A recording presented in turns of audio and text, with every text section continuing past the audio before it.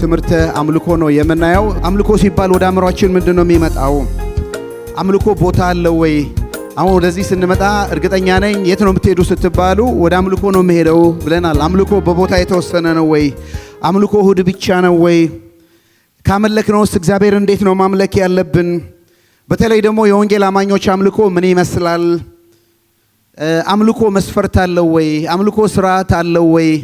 እንዴት ነው የምናመልከው? እግዚአብሔር የሚቀበለው አምልኮ ምን ይመስላል? ብዙ በአምልኮ ብዙ ነገር ማየት እንችላለን።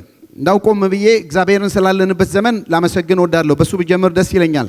እኔ ጌታን ካወቁበት ጀምሮ ምናልባትም እንደዚህ ጊዜ ዘመን እግዚአብሔር በምድሪቱ ላይ ብዙ ዘማሪያኖችን፣ ብዙ አገልጋዮችን፣ ብዙ ሰባኪያኖችን፣ ብዙ በጸሎት የሚያገለግሉትን ምናልባትም የቤተ ክርስቲያን አምልኮ ጥሩ ደረጃ ላይ የደረሰ ነው ብዬ አምናለሁ። ምናልባት እኛ በዳንበት ጊዜ በጣት የሚቆጠሩ አገልጋዮች ነበር የነበሩት። ኦፍ ኮርስ በምድሪቱም የነበሩ ክርስቲያኖች ቁጥር ትንሽ ነበር።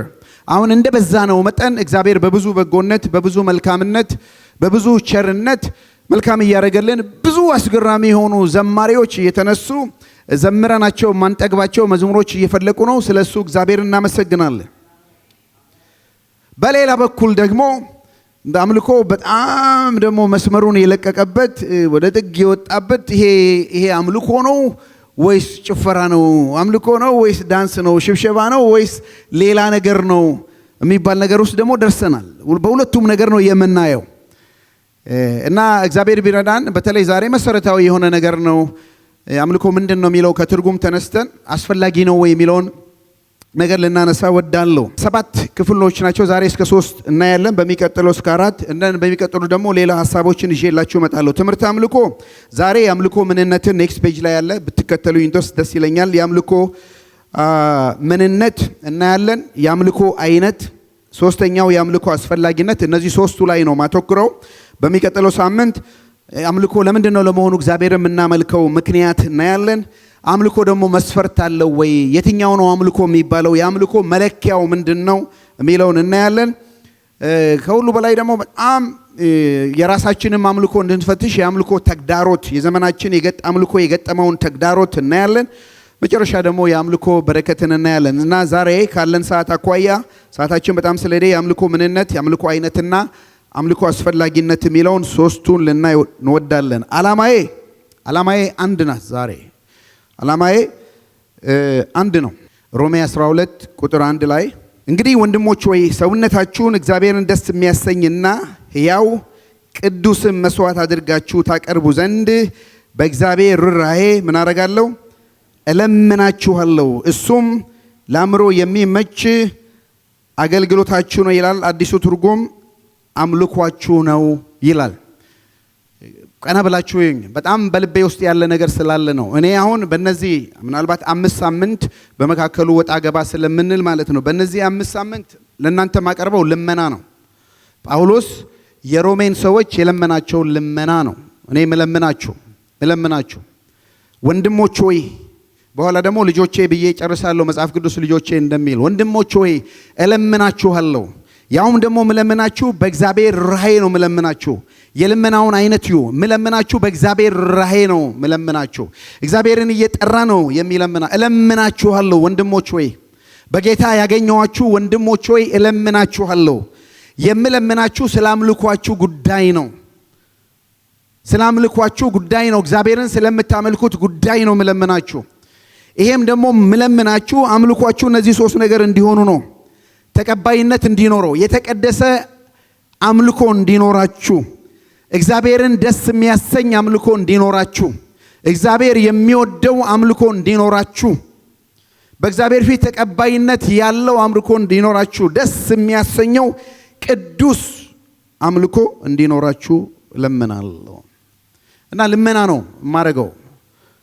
በእነዚህ 5 ጊዜያቶች እለምናችኋለሁ ወንድሞች ሆይ፣ እህቶች ሆይ፣ በተለይ ደግሞ በዚህ ቤተክርስቲያን አካል ነን የምትሉ ማነሳቸው ሺዎች ከዚህ ቤተክርስቲያንም ውጪ የሆኑ ስለሆኑ ይቀዳል። ይሄ በሚቀጥለውም ትውልድ አሁንም ላለነው የሚሰሙትም ብዙ አሉ ብዬ አምናለሁ።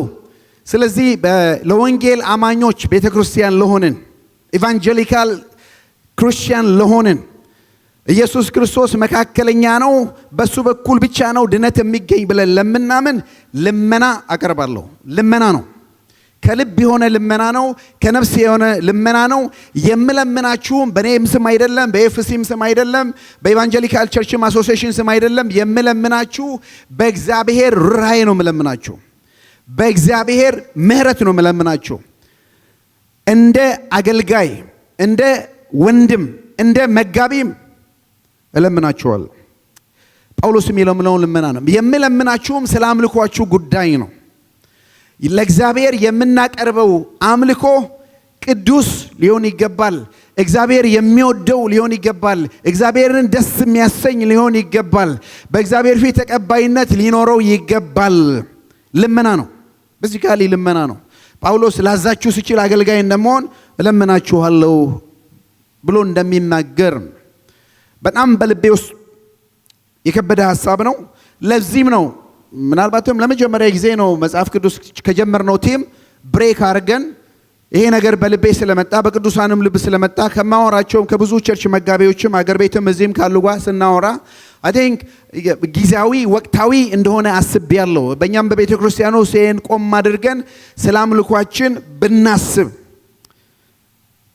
እግዚአብሔር ጥቂት ነገር አምልኳችንን ብድግ ቢያደርገው በእውቀት ብናመልክ በመንፈስና በእውነት ብናመልክ በሚል ነው። ስለዚህ ሶስቱም ብቻ ነው የምናየው። ከሰዓት አኳያ የአምልኮ ምንድነው ብለን ስንነሳ ተስማምተን ብንነሳ ጥሩ ነው። ከትርጉሙ ምንድነው ዊኪፒዲያ ላይ በርግጥ ዊኪፒዲያ ለአካዳሚያ የሚጠቀስ ክፍል አይደለም፣ ሰዎች ደስ ያላቸውን ስለሚሞሉ ነው። ግን ስለ አምልኮ ጥሬ ቃል ትርጉም የተሰጠውን ብጠቅስላችሁ ደስ ይለኛል። አምልኮ ወይም አምልኮት የሚለው ቃል መለክ ማለትም መገዛት ከሚለው የግዕዝ ቃል የሚመነጭ ሲሆን በሙሉ ሁለንተና የሚቀርብ ልመና፣ ስለት፣ ማጎብደድ፣ መተናነስ፣ ስግደት፣ መገዛት፣ አገልግሎት ማለት ነው። ጥሬ ቃሉ ማለት ነው። ሁሉ ነገር ስግደት የሚለው ቃል ይተካዋል። ወርሺፕ የሚለው እንግሊዝኛው ቃል እግዚአብሔር ሊመለክ የተገባውን ሂዝ ወርዚ የኛን አምልኮ ለመቀበል ማለት ነው። እና በአጠቃላይ አምልኮ ስንል ለአምላክ የሚደረግ ስግደት ነው ጥሬ ቃሉ፣ ወይንም መገዛት ነው፣ መታዘዝ ነው። እኔ ትንሽ ሰፋ ላደርገው ሞክሬያለሁ። ለእግዚአብሔር የምንሰጠው የአክብሮት ምላሽ ነው እና ከማን ትንሽ ሰፋ አድርጌው ለአምልኮ ማለት በእግዚአብሔር ፊት መስገድ፣ መደፋት፣ መንበርከክ፣ መዋረድ፣ መገዛት ማለት ነው። አምልኮ ጸሎት ነው። ጸሎት ስንጸልይ ደግሞ በፊቱ መቆም፣ መማለድ፣ መለመን፣ መቃተት፣ እጆችን መዘርግቶ ማመስገን፣ ለምስጋና በፊቱ መዘመር፣ ማዜም፣ መቀኘት፣ ማህሌት ማቅረብ፣ በፊቱ እልል ማለት። ለአገልግሎት በሙሉ ኃይላችን ደፋ ቀና፣ ሽር ጉድ፣ ተፍ ተፍ፣ ጎንበስ ቀና ማለት ነው። በእግዚአብሔር ፊት ራስን መጣል ነው። ምስክርነትም አምልኮ ነው። በአንደበታችን ማዳኑን ማውራት፣ ታላቅነቱን መናገር፣ ድነቱን ማብሰር፣ እነዚህ ሁሉ አምልኮ ናቸው። በነገራችን ላይ የምናወራው እኔ አምልኮ እያልኳን በጣም ጠባብ በሆነ ሁኔታ ነው። አንድ የመጨረሻ ላይ ጊዜ ካለን ወጣ ብሎ ከሰኞ እስከ አርብ እንዴት እናምልክ የሚለው ነው። አሁን እኔ የምነሳ በአብዛኛው የምናገረው እዚህ ቤተ ክርስቲያን ውስጥ ቅዳሜና እሁድ ወይ አርብን በሚመለክበት በቅዱሳን ጉባኤ የአምልኮ ጊዜ በተባሉት ውስጥ እዚህ ቤተ ክርስቲያን ውስጥ ስንገናኝ ስለምናደርገው ነገር ነው የምናወራው። እናወራለን። የስ በመጨረሻ ምናልባት 6ኛ ክፍለ ጊዜ ወስጄ መንዴይ ቱ ፍራይዴይ አምልኮ ምን ይመስላል? አምልኮ ሰፊ ነው። ሁሉ ነገር አምልኮ ነው የሚሉ አሉ። ሁሉ ነገር አምልኮ አይደለም። ሁሉ ነገር አምልኮ ከሆነ አምልኮ የሚባለው ነገር የታለ ነው? አምልኮ ደግሞ ጠቦ ብቻ ቅድም የጸጋ አገልጋዮች ያገለገሉን ያቺ 40 ደቂቃ ብቻ ከሆነች እሱም አይደለም፣ ሰፋ ያለ ነው በአምልኳችን የምናደርገው ነገር ማለት ነው።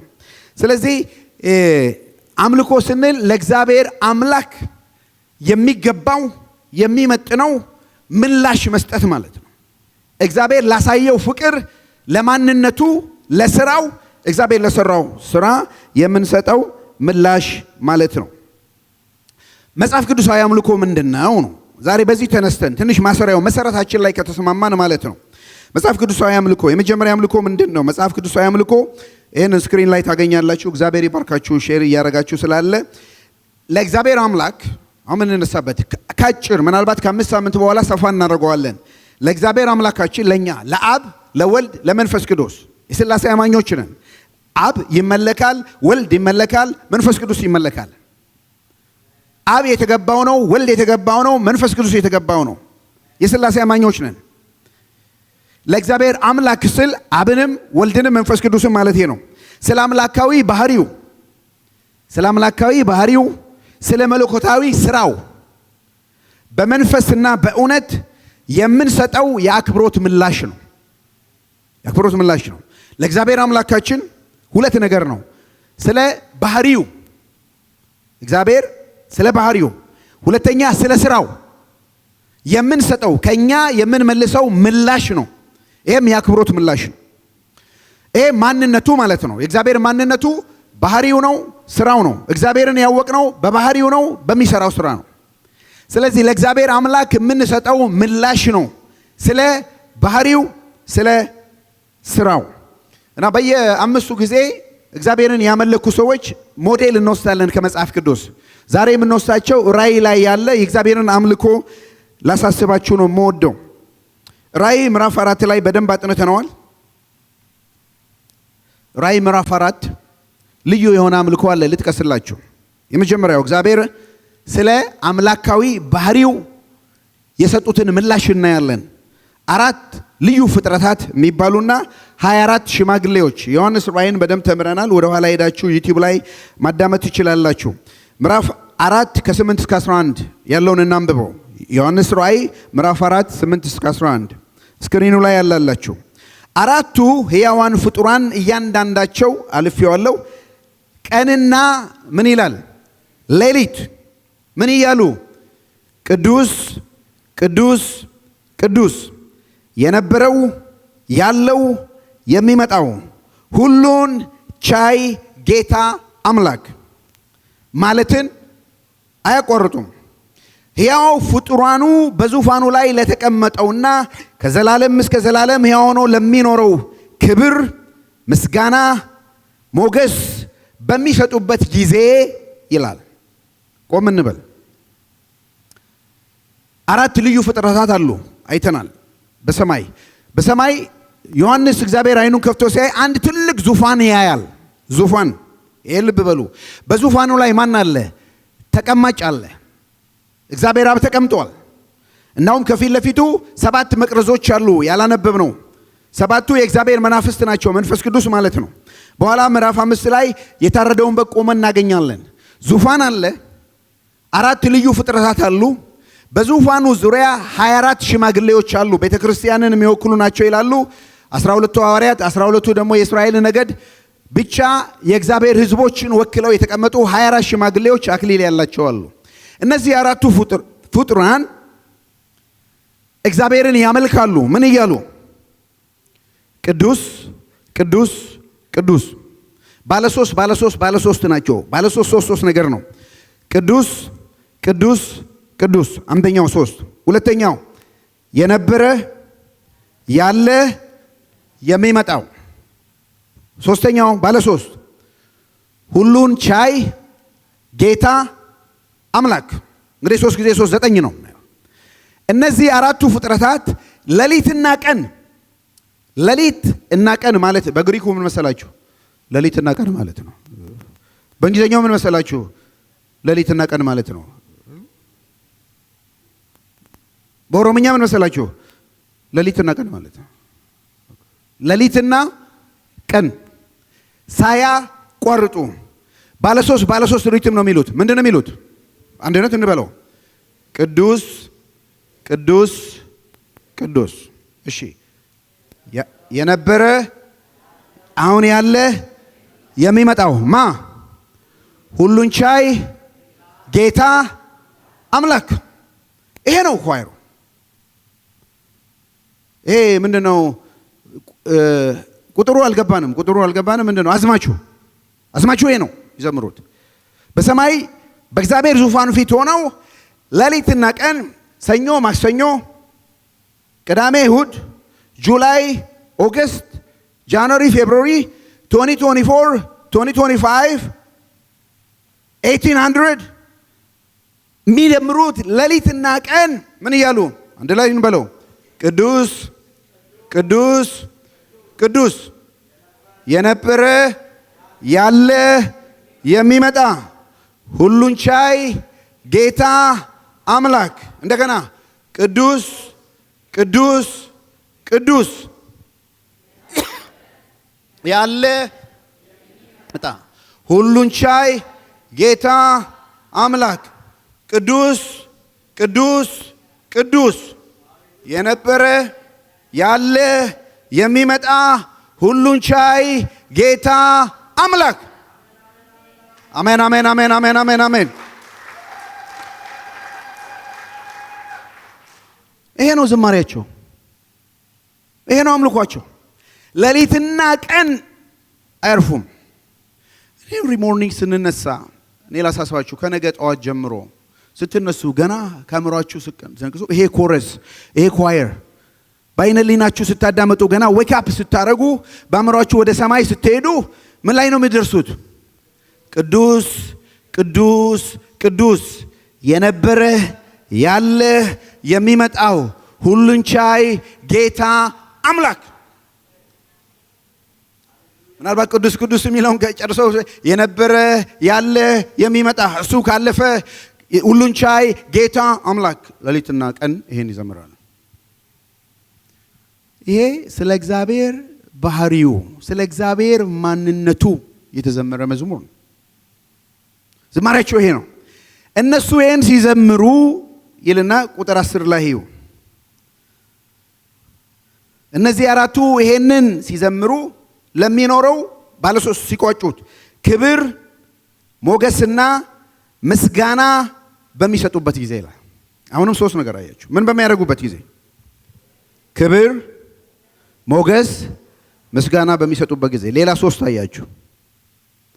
እነዚህ አራቱ ፍጥረታት እግዚአብሔርን በሚያመሰግኑበት ጊዜ ክብር ምስጋና ሞገስ በሚሰጡበት ጊዜ 24ቱ ሽማግሌዎች ደግሞ ዙሪያ ሆነው ኳይሮች ናቸው ይቀበሏቸዋል። ምን እያሉ? ቁጥር 10 24ቱ ሽማግሌዎች በዙፋኑ ላይ በተቀመጠው ፊት ምን ሆነው? ተደፍተው ከዘላለም እስከ ዘላለም ሕያው ሆነው ለሚኖረው ምን ያደርጉ ነበር? ይሰግዱ ነበር። አክሊላቸውንም በዙፋኑ ፊት አስቀምጠው እንዲህ ይላሉ። ቁጥር 11 ጌታችንና አምላካችን ሆይ ክብርና ሞገስ ኃይልም ልትቀበል ይገባል። አንተ ሁሉን ፈጥረሃልና በፈቃድም ተፈጥረዋልና እነሱም ሆነዋልና። አራቱ ምንድነው? እንደ አራቱ ሶሎ ይባላል እንዴ? አራቱ ይዘምራሉ ልዩ ፍጥረታት። 24ቱ ይቀበላሉ። አራቱ አዝማቹን ይላሉ። 24ቱ ተቀብለው ይሰግዳሉ። አክሊላቸውን ያወርዳሉ፣ ይደፋሉ፣ ይሰግዳሉ። አምልኮ ማለት ይሄ ነው። መደፋት ማለት ነው። በእግዚአብሔር መስገድ ማለት ነው። በእግዚአብሔር ፊት ራስን መጣል ማለት ነው። አምላካችንና ጌታችን ሆይ ክብር፣ አሁን ባለ ሶስት ነው እዚህ የሚቀኙት። ክብር ሞገስ ኃይል ልትቀበል ምን ይሆናል? ይገባሃል። አሜን አሜን። አምልኮ ለስሙ የሚገባውን ክብር መስጠት ነው። ስለ ባህሪው የሚገባውን ክብር መስጠት ነው። ምንም ከኛ ነገር ጋር ያልተገናኘ፣ ልብ በሉ፣ ከኛ ነገር ጋር ያልተገናኘ እሱ በራሱ የሚቀበል የተገባው ስለሆነ ከዚህ ነገሮች 7 ነገር አግኝቻለሁ። ዝም ብዬ ለነግራችሁ ነው። የእግዚአብሔር ባህሪያት ምን ይሉት ነበር? ቅዱስ ቅዱስ ቅዱስ ይሉት ነበር። ጌታ አምላካችን ምንድን ነው? ቅዱስ ነው። ስለ ቅድስናው ያመሰግኑት ነበር። ሁለተኛ ስለ ዘላለማዊነቱ ያመሰግኑት ነበር። ምን ማለት ነው? የነበረው ያለ የሚኖር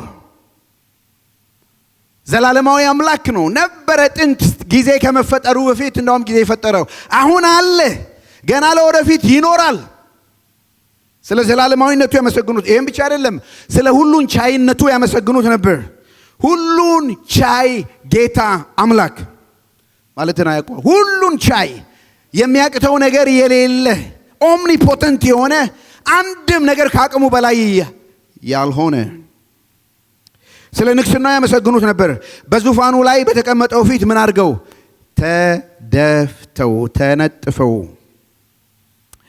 ስለ ሕያውነቱ ያመሰግኑት ነበር። ዘላለማዊነቱ ብቻ ሳይሆን ሕያውነቱ ከዘላለም እስከ ዘላለም ሕያው ሆኖ ለሚኖረው ሕያው ለሆነው አምላክ ስለ ፈጣሪነቱ ቁጥር 6 ላይ ማለት ስድስተኛው ፈጣሪነቱ አንተ ሁሉን ፈጥረሃል፣ በፈቃድህ ተፈጥረዋል። ይህም ብቻ አይደለም፣ ስለ ጌትነቱ ጌታ ነው፣ የሰማይ የምድር ጌታ ነው። ጌታችን አምላካችን ሆይ ይሉታል።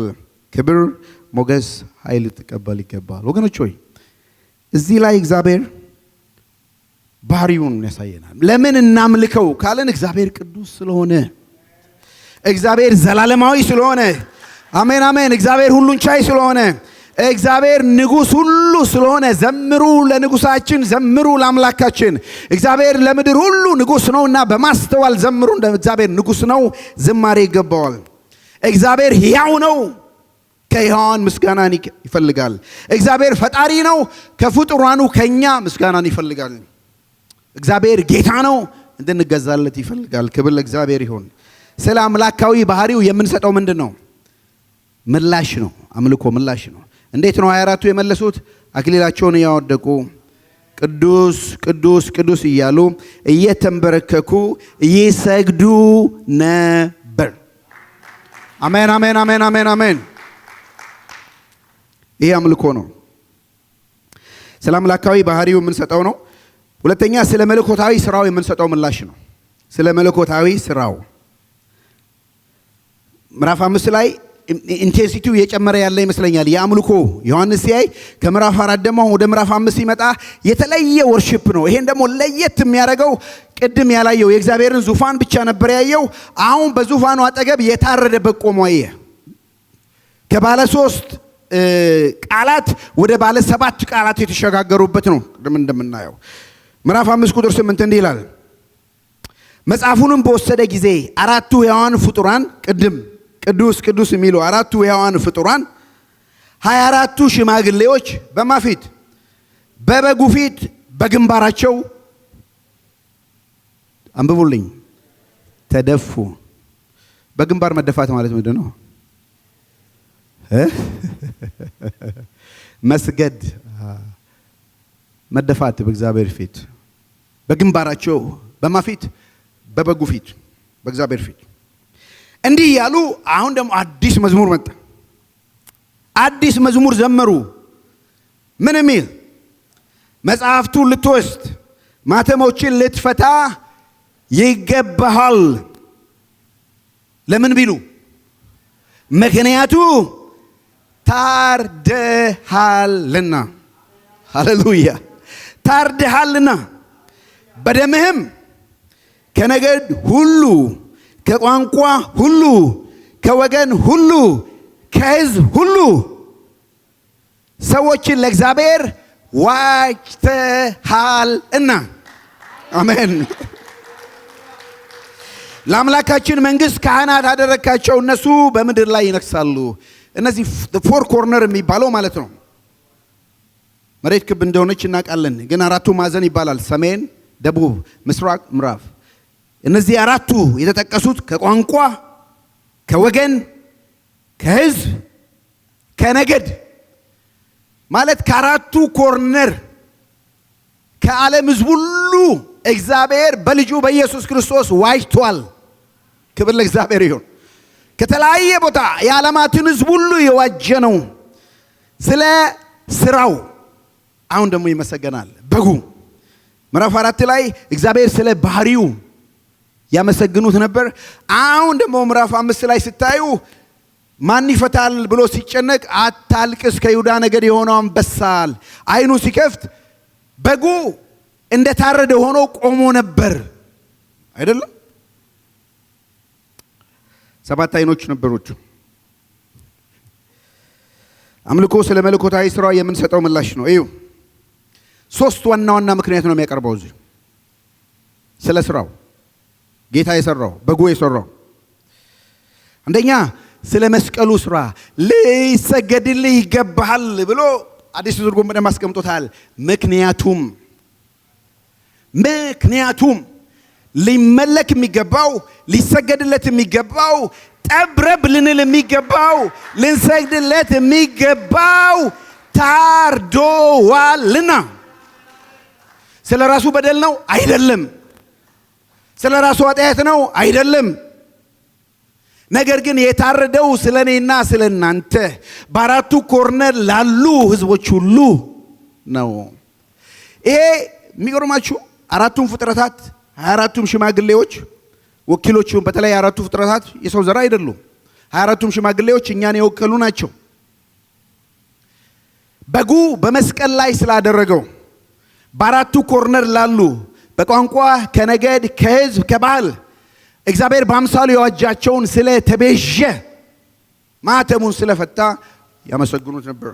ወገኖች የመስቀሉ ሥራ ልናመሰግነው ይገባል። ስለ መስቀሉ ሥራ ለምን ታርዳሃልና። ሁለተኛው ስለ ቤዛነት ሥራው በደምህ ከነገድ ሁሉ፣ ከቋንቋ ሁሉ፣ ከወገን ሁሉ፣ ከህዝብ ሁሉ ሰዎች ምን አድርገሃል? ዋጅተሃል። ኃጢአት ወስዷቸው የነበረው እሱ ፈጠራቸው፣ ኃጢአት ወሰዳቸው። አሁን እንደገና ዳግም የዋጃቸውን የተቤዣቸውን በሞቱ ያዳናቸውን ህዝብን አድነሃልና ሊሰገድልህ ምን ይሆናል? ይገባል። ሶስተኛ ብቻ አይደለም፣ ስለ ክህነት ሥራው ይሄ ዋጅተህ ምን አደረግ? ለአምላካችንም መንግስትና ካህናት አድርጋቸዋል። ልትመሰገን ይገባል። ለምን? መጀመሪያ ታርዳሃልና፣ ሁለተኛስ ዋጅተሃልና፣ ሶስተኛ ካህናትና መንግስታት አድርገሃልና ሊመሰገን ይገባል። እሺ